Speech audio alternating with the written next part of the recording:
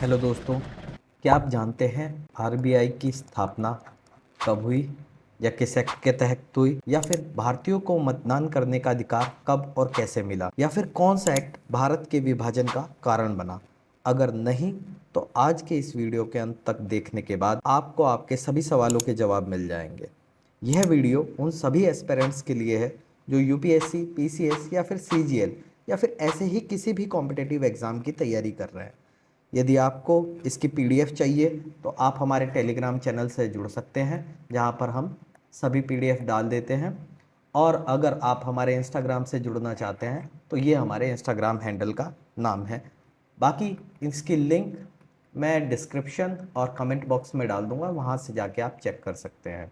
चलिए तो शुरू करते हैं आज के इस वीडियो को। जैसे कि ये कुछ इम्पोर्टेंट एक्ट्स हैं जिनको हम इस वीडियो में देखेंगे। इससे पहले के एक्ट को हम लेक्चर 1 में कंप्लीट कर चुके हैं। अगर आपने वो नहीं देखा तो आई बटन में उसका लिंक आ रहा होगा, वहाँ पे क्लिक करके आप इससे पहले वाले लेक्चर को देख सकते हैं। तो देखते हैं हम आज का अपना पहला act, Indian council act 1892। Background, ये एक्ट क्यों आया गया? हमें चाहिए था ज़्यादा इंडियन रिप्रेजेंटेशन। मतलब क्या है, भारतीयों का रिप्रेजेंटेशन हमें लेजिस्लेटिव प्रोसेस में ज़्यादा चाहिए था, कानून बनाने के प्रोसेस में ज़्यादा चाहिए था। मोर इंडियन इन गवर्नेंस, हमें ज़्यादा इंडियन चाहिए थे गवर्नेंस के। और इस बात से हमें कोई दिक्कत नहीं थी कि भले ही कंट्रोल जो हो ब्रिटिशर्स का हो, लेकिन उस टाइम पे हमें इतने भी अधिकार नहीं थे कि हम अपनी बात भी रख पाएँ। तो हमें ये चीज़ें चाहिए थी, हम इन चीज़ों की डिमांड कर रहे थे बैकग्राउंड में, जिसके तहत ये एक्ट आया। अब इस एक्ट के कुछ फीचर्स हैं वो हम देख लेते हैं। इस एक्ट के तहत नॉन ऑफिशियल मेंबर्स की जो तादाद थी वो बढ़ा दी गई सेंट्रल और प्रोविंशियल लेजिस्लेटिव काउंसिल में। दूसरा क्या हुआ कि हमें जो है क्वेश्चन पूछने का राइट मिल चुका था। अब तक हमें क्वेश्चन पूछने का भी राइट नहीं था, तो इस एक्ट के तहत हमें क्वेश्चन पूछने का राइट मिल गया। और दूसरा कि बजट पर डिस्कशन करने का भी राइट मिल गया था लेजिस्लेटिव काउंसिल में। अब इस एक्ट में एक और इम्पॉर्टेंट चीज़ हुई, वो क्या हुई कि प्रिंसिपल ऑफ इलेक्शन के आइडिया को इंट्रोड्यूस किया गया, जबकि इलेक्शन वर्ड को अवॉइड कर दिया गया। इस एक्ट के तहत इलेक्शन को डायरेक्टली नहीं रखा गया, बल्कि इनडायरेक्ट इलेक्शन को इससे इंट्रोड्यूस किया गया। अब हम दो लाइनों में समरी जान देते हैं कि इस पूरे एक्ट के तहत जो मेन क्रक्स था इस एक्ट का वो क्या था। कि बिगिनिंग ऑफ इनडायरेक्ट इलेक्शन, पहला पॉइंट। दूसरा पॉइंट क्या हो गया, इंडियन पार्टिसिपेशन को लेजिस्लेटिव काउंसिल में या लेजिस्लेटिव प्रोसेस में इंक्रीज हुआ, ठीक है, without altering the British majority control. Okay, देखिए हम सिर्फ उतना ही पढ़ेंगे जितना कि पचा पाए, हम बहुत ज़्यादा डेप्थ में भी नहीं घुसेंगे, ठीक है, और बहुत ज़्यादा शैलो भी नहीं पढ़ेंगे। जितनी एग्ज़ाम की ज़रूरत है सिर्फ उतना पढ़ेंगे और आगे बढ़ेंगे। वैसे भी एग्ज़ाम को बहुत कम टाइम में। अगले एक्ट को देखते हैं, इसको बोला जाता है Morley Minto reforms, Indian council act 1909। इसके बैकग्राउंड में क्या था? अब मोर्ले मिंटो रिफॉर्म क्यों बोला जाता है? उस टाइम पे, जिस टाइम पे ये एक्ट आया था 1909 में, जॉन मोर्ले जो थे वो थे secretary of the state for India, ठीक है, और मिंटो वाइस रॉय थे।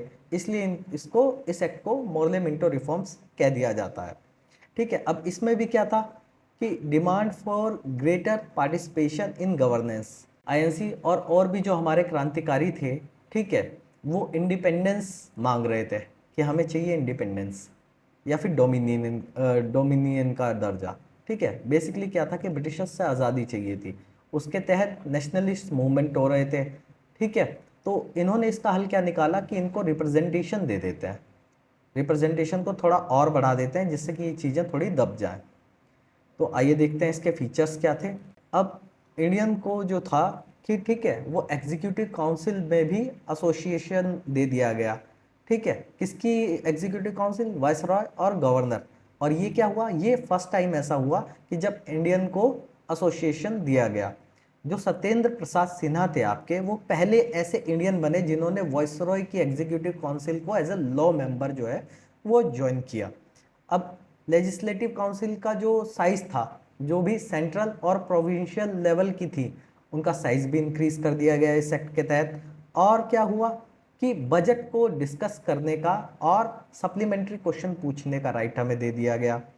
दूसरा क्या हुआ, अब देखो इस डेट को अगर गौर से देखें तो ये टाइम कब का है, 1909, 1905 में इन्होंने बंगाल का विभाजन कर दिया, ठीक है, बंगाल को अलग कर दिया। 1906 में आपकी मुस्लिम लीग की स्थापना हो गई। तो जो अंग्रेजों की हमेशा से नीति रही है फूट डालो और राज करो, तो इन्होंने इंट्रोड्यूस कर दिया सेपरेट इलेक्टोरेट फॉर मुस्लिम। मतलब क्या है कि मुस्लिमों को चुनने का अलग से अधिकार दिया गया, ठीक है।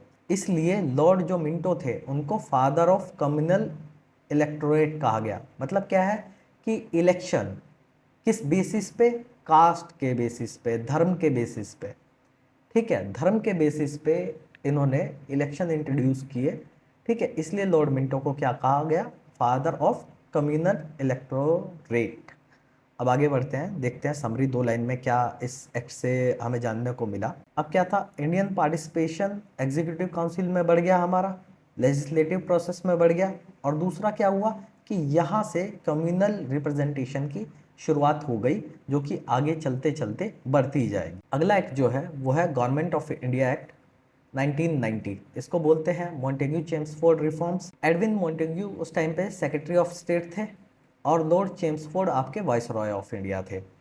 इसमें भी क्या, इसका भी एम क्या रहा कि और ज़्यादा इंडियन पार्टिसिपेशन को इंक्रीज किया जाए, ठीक है। अब उस टाइम पे क्या हुआ, फर्स्ट वर्ल्ड वॉर हुआ, और दूसरा क्या है कि हमारी जो डिमांड थी वो सेल्फ गवर्नेंस की हो गई थी कि अब हम स्वराज, स्वराज को मांग लिया गया था ना कि हमें क्या चाहिए, स्वराज चाहिए, ठीक है। ये दूसरा प्रॉमिस भी रहा था कि वर्ल्ड वॉर के बाद जो है हम आपको जो है आज़ाद कर देंगे, उसका भी प्रेशर था जो कि इन्होंने नहीं किया था, ठीक है।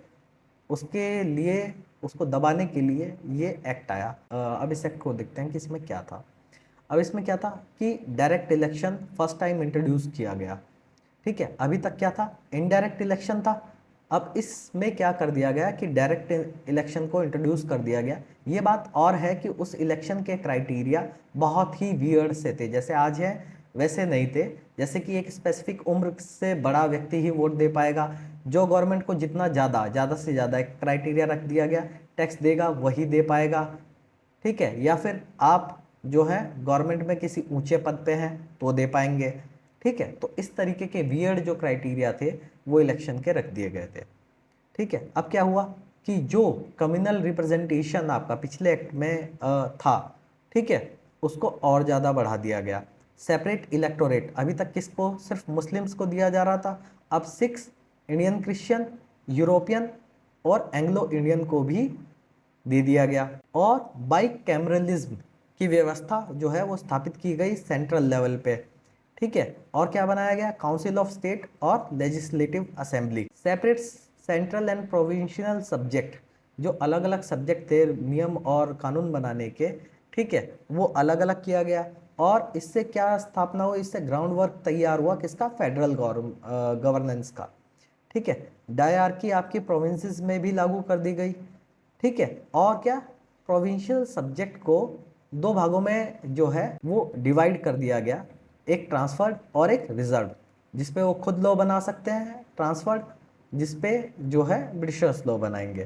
पहली बार रिस्पॉन्सिबल गवर्नमेंट का जो टर्म है उसका यूज़ किया गया। एक बार 1858 में जो एक्ट आया था उसमें गुड गवर्नेंस का यूज़ किया गया था, और इस एक्ट में किसका यूज़ किया गया कि रिस्पॉन्सिबल गवर्नमेंट का यूज़ किया गया, लीड किया इसने।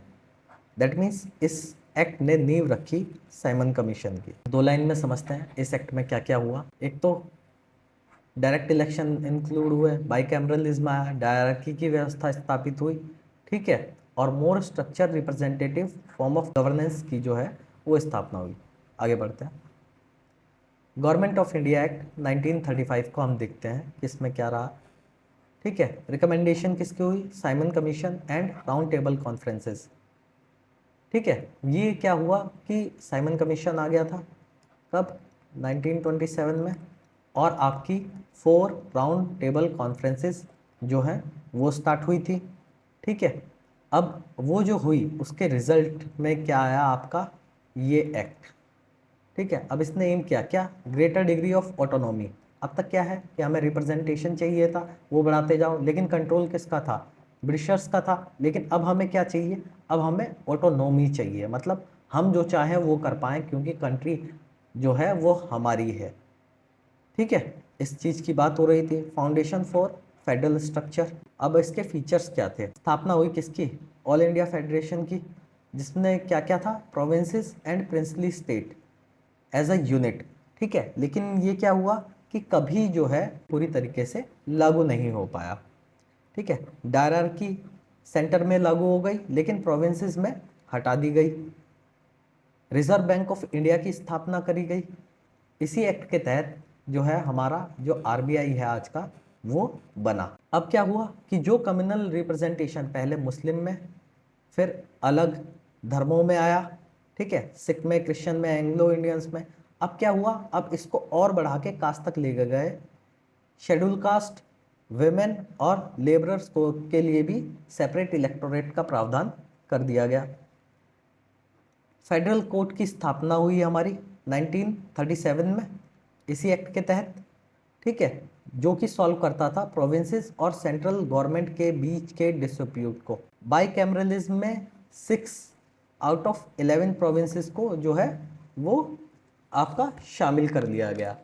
6 प्रोविंस 11 में से जो 6 प्रोविंस थी, पहली थी बंगाल, दूसरी बॉम्बे, तीसरी मद्रास, फिर असम, बिहार और यूनाइटेड प्रोविंस, जिसको आज में हम यूपी कह देते हैं, उत्तर प्रदेश, ठीक है। इन 6 प्रोविंसेस का इसमें जो है वो स्थापना की गई, ठीक है। काउंसिल ऑफ इंडिया को जो है वो अबॉलिश कर दिया गया, ठीक है। फेडरल पब्लिक सर्विस कमीशन की स्थापना हुई, प्रोविंशियल पब्लिक सर्विस कमीशन की स्थापना हुई। इसको आज जो है इवॉल्व वर्जन इसका यूपीएससी है, इसका स्टेट पीसीएस है। और जॉइंट पब्लिक कमीशन की जो है वो स्थापना इस एक्ट के तहत हुई। अब एडमिनिस्ट्रेशन में क्या हुआ, इसमें 3 लिस्ट बना दी गई, एक आपकी फेडरल लिस्ट, प्रोविंशियल लिस्ट और कॉन्करेंट लिस्ट, ठीक है। और एक रिस्पॉन्सिबल जो है, रिस्पॉन्सिबल गवर्नमेंट जो है वो प्रोविंसेस में आपकी स्टैब्लिश करी गई। 2 लाइन में हम देखेंगे कि इसमें क्या क्या हुआ, ठीक है। फेडरल स्ट्रक्चर इंट्रोड्यूस हुआ, प्रोविंशियल ऑटोनॉमी बढ़ी हमारी, ठीक है। कम्युनल रिप्रेजेंटेशन को और ज़्यादा बढ़ा दिया गया, ठीक है। और क्या हुआ कि administrative framework of British India को रिशेप कर दिया गया। अगला बढ़ते हैं, इंडिया इंडिपेंडेंस एक्ट। अब जो सबसे लास्ट में एक्ट आया उसको हम बोलते हैं इंडिया इंडिपेंडेंस एक्ट। इसका बैकग्राउंड देखते हैं।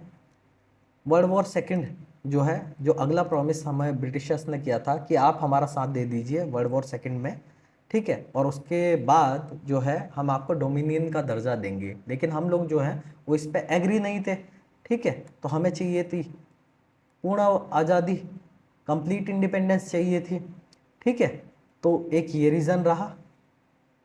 दूसरा क्या हुआ कि माउंट बेटन ने एक प्लान दिया पार्टीशन ऑफ इंडिया का, क्योंकि मुस्लिम लीग मान नहीं रही थी, ठीक है, उन्हें एक अलग देश चाहिए था पाकिस्तान।